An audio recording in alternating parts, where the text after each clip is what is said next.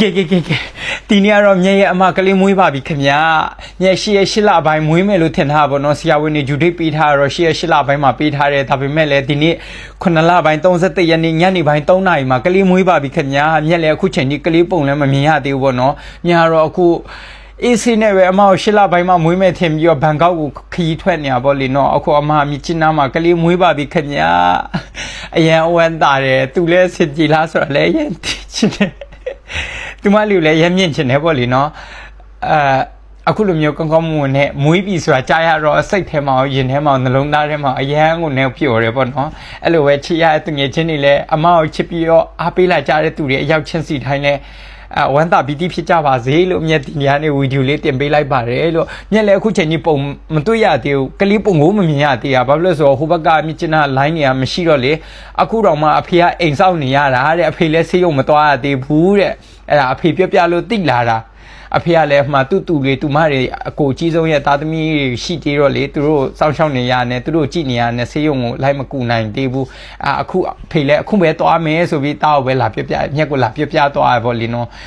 အရန်ဝမ်းတာတယ်အမစားလည်းအရန်ကုန်ယူပါတယ်လို့မဘလို့အိုင်းနေများမွေးလိုက်လည်းမသိဘူးရေမွေးရဆိုတော့ပူဝမ်းတာပေါ့လေနော်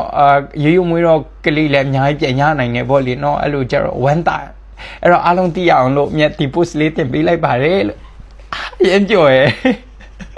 ပြောပါနေနဲ့ဟဲ့ဆွစက်လေးနင်ငါသားကိုကျူရှင်ကမောင်းထုတ်လိုက်တယ်ဆိုဟုတ်တယ်လေကျူရှင်ကမပေးတော့ငါမောင်းထုတ်လိုက်တာလေဟဲ့တရားပဲသားချင်းနေလေဒစိမ့်မောင်းတာပေးမှာပေါ့ပေးမယ်ဆိုတာကြီးစိတ်ရချင်းများလွန်နေပြီလာစောက်ပေးရစင်ပြေမနေဘူးနော်အမလေးဟဲ့လေမင်းကဆွဲချုံကအားမလားကျူရှင်လာကကက်ကလန်တောင်းနေတယ်ဘလို့ကျူရှင်ဆရာမလည်းမသိဘူးဟဲ့ငါပညာသင်ပေးတာသူတရားတန်ကြီးကိုယူရမှာပဲလူတွေကလည်းအလကားရဲ့တန်ဖို့မထားအောင်အဲ့ကြောင့်ငါတောင်းတယ်ဘာဖြစ်လဲပေးနိုင်တက်မပေးနိုင်ကြွမယ်ဆရာပြန်ကြွတယ်ညီလိုမျိုးငွေကုန်မောင်းနေဆရာမရှိမှလည်းမထားဘူးမေဘာမှစိတ်မပူနဲ့ဒီတက်ကောင်းတဲ့ကျူရှင်တွေမှာတပုံဝင်းအမေရှာပြီးအပေးမယ်သားကိုမေဟာဟိုမြက်လည်းဘာဖြစ်နေရတော့ဒီမှာတောက်ခေါ်နေရကြားလာပြီဘာဖြစ်ပါဦးသားရဲ့လားနင်းဆရာမရှိသွားမယ်ဟမ်ဆရာမရှိမေမရှိတဲ့တာမြေဘာလာလောက်တာတော့ဆရာမနေကောင်းတယ်နော်သားကိုကျူရှင်ကထုတ်လိုက်တယ်ဆိုလို့သားငိုနေလို့လိုက်လာတာဟုတ်တယ်လေကျူရှင်ကမပေးနိုင်တာထုတ်လိုက်တာအဲ့ဘာဖြစ်လို့လဲအော်ဆရာမရဲ့အဲ့လိုမလုပ်ပါနဲ့ကျူရှင်ကမပေးနိုင်သေးပေမဲ့ဒါလေးတော့လက်ခံထားပေးပါလက်ပြန်ကျူရှင်ကပေးနေမှပြန်လာယူပါမယ်လာတာဆမရဲ့ရှေ့ဝိုင်းထဲဝင်လို့ရတယ်မေအဲ့လိုလုပ်လို့မရဘူးလေဒါအဖေနဲ့မေရဲ့မင်္ဂလာဦးလဲစိတ်မလားဒါလေးထားလိုက်ပါတတ်တဲ့ရေးကြီးတာဘာမှမရှိဘူးမေလည်းဘာလို့မရှိရမှာလဲအဲ့ဒါအဖေချန်ခဲ့တဲ့တူတီတော့အမွေလေဒါပြန်တော့ယူမယ်လာစမ်းအဲ့ဒါနေဖေလက်စုံမဟုတ်ဘူးနေချာစီကပောက်ထားတာ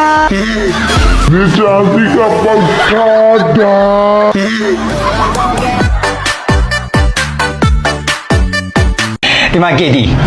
ငါနဲ့တခုတော့ပြောလိုက်မယ်စောင်းတအုပ်ရဲ့တန်ဖိုးကိုကြည့်မယ်ဆိုရင်သူ့ရဲ့အဖုံးကိုကြည့်ပြီးတော့ပဲမဆုံးဖြတ်ပါနဲ့အထဲမှာရေးထားတဲ့စကလုံးတစ်လုံးချင်းစီရဲ့တန်ဖိုးကိုမြင်အောင်ကြည့်ပါနော်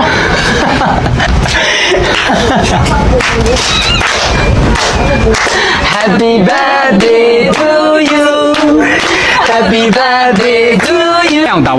မင်းဘယ်သူမွေးနေပွဲလုပ်ပေးနေရတော့တတိရောင်သွားတာပါရောင်သွားရဲဆိုလဲပြီးရောခုဆိုင်ပိတ်ရှင်ရောက်ပြီးဆိုင်ခွဲတွေသွားပြီးတော့ပိတ်လိုက်အောင်မနေ့ကျရင်လဲစောစောလေးဖွင့်ဖို့မမိနေအောင်နော်ဟုတ်ကဲ့တတိဟုတ်ဟဲ့တော့ဘာရတော့နင်ပြောတော့ဆိုင်ခန်းဆိုင်တော့ဖွင့်နိုင်ခဲ့ပါ ਈ ဆိုအခုကဒီဆိုင်နဲ့နေ့ပိုင်မဟုတ်ဘူးလား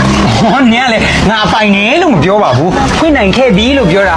အခုတော့ပိတ်ရအောင်မယ်မနေ့ကျရင်လဲစောစောဖွင့်ရအောင်မယ်သွားလိုက်တော့မယ်နော်ဒါဟဲ့လာပါဟင်နေကနေ့အပိုင်ဆိုင်ကြီးလို့ပဲငါတို့အလကားပိတ်မလေးဘာလေးနဲ့ကိုယ်တိုင်ကတော့အဖြစ်မရှိဘူးဒါကိုပညာပေးစကားတွေကိုလေစီးကားတယ်ပဲငါတို့ပြောသေးရဲ့နော်ဒါဒီဘယ်နဲ့တော့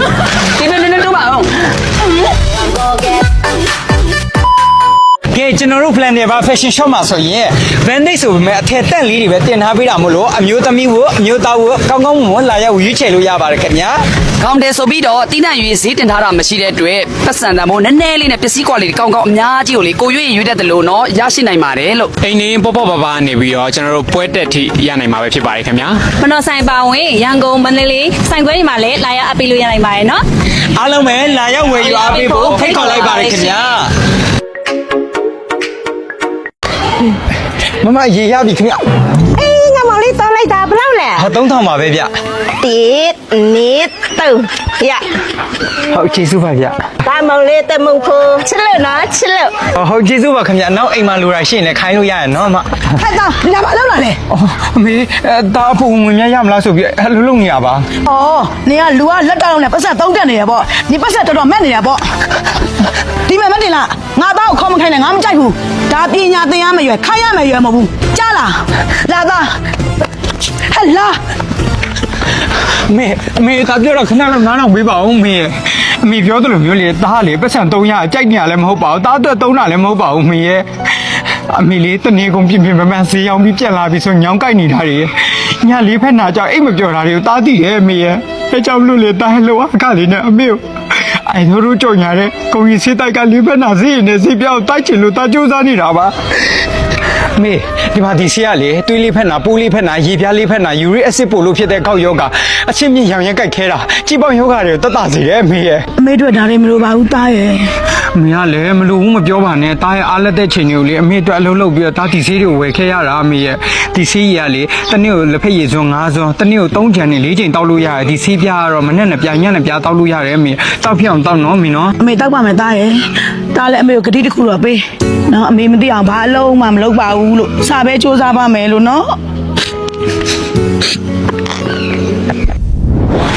ကဲဆောင်းစုကြတော့ဒီနေ့စမပိုင်ဦးတင်မယ် ဖေရဲ့အသက်တွေလည်းကြီးနေပါပြီလေလုတ်တယ်မလုတ်ပါနဲ့တော့ပြင်ပန်းတော့လည်းအမေပဲပြည့်စုံဆောင်ရှောက်ရတယ်မလားအဖေချာတဲ့အစစ်စစ်ဥစ္စာတွေနဲ့တာဆိုရင်လည်းအဖေအေးလူနေလို့ရနေပါပြီဖေရဲ့ မနေတတ်ပါဘူးကွာမလဲမိုးလေးနဲ့ထမင်းချမ်းစားပြီးလဲတဲ့ကိုဆင်းကျွမ်းနေတော့နဲ့ဖက်ပြီးရုံနေရမှာကျင်းတဲ့ကောင်ကွာမြင်ရလေနေမို့ဆိုရင်လေငါမှခေါင်းပက်တယ်လို့ဘိုက်အောင်လို့ဖြစ်နေတာ ဟောဖေရဲ့အဖေအဲ့လောက်လဲလုတ်ချင်နေဆိုရင်လည်းအဖေပတ်ဆက်ရှိတာပဲလူငါပြီးတော့ခိုင်းပါလား အဲ့ဒီလူငါတွေလည်းစိတ်မချဘူးကွာငါချီငါလက်ငါရငါကျွေးငါသွားတဲ့ငါလှုပ်ချင်တာကွာသူများစိတ်မချပါဘူးကွာမင်းကလည်း ကဲဖေရွာတော်မိုင်ဥရှိပါလို့မိသားစုလေးဆိုရင်လေလက်ထွန်းဆက်သုံးပြီးအဆင်ပြေနေကြတယ်လေမပြေမန်းတော့ဘောလို့ ဟာအဲ့ဒီလေထုံဆက်ဆိုတာစီထည့်ရတယ်လေတို့ကျွဲတွေနွားတွေဆိုတာညက်ကျွေးထိုင်ရင်ပြီးတော့ဘာမှမကုန် ဖေ ဘူး ရဲ့ဖေကိုဘလို့နားလဲအောင်ရှင်းပြအောင်လည်းမသိတော့လက်မှုလေကနေဆက်မှုလေရတော့တဲ့အဖေမချဘူးလားမာကြီးတပတ်လုံးရမယ့်အလုပ်ကိုလေတည့်ရထင်းနဲ့ပြီးတာဘောလို့အဖေကိုတားမပြင်မန်းစေချင်လို့ပြောနေတာ ဟုတ်ပါတော့တော်ရဲ့တားပြောတာကိုလည်းနည်းနည်းပါးပါးနားထောင်ပေးလိုက်ပါဦးတော်ကလေအခုတောင်မှဒီလောက်အသက်အရွယ်ရလာပြီးနောက်ဆိုဒီတော့အိုးဘူးပဲကြံတော့တယ်အဲ့ဒီချိန်ကျရင်လေတော်ကလေကျွေးတွေနွားတွေနဲ့ဖက်ပြီးမှလုံနိုင်ပါအောင်လားရှင် ကိုယ်စကားတွေပြောနေတယ်ဟမ်ဒီမှာငါတက်တဲလုံးကအဲ့ဒီကျွဲတွေနွားတွေနဲ့ဖက်ရုံးကပြီးမင်းတို့ကျွန်းဝဲပြုသူဆောက်ရှောက်လာတာလေအခုမှစကကြီးစကရည်တွေရှောက်ပြောနေတယ်မင်းတို့ပြောတာမလုပ်နိုင်ဘူးငါမှကျွဲတွေနွားတွေရှိပြီးတော့ကဲမင်းကဆက်နေမင်းလည်းငါ့ကိုနေပြီဟမ်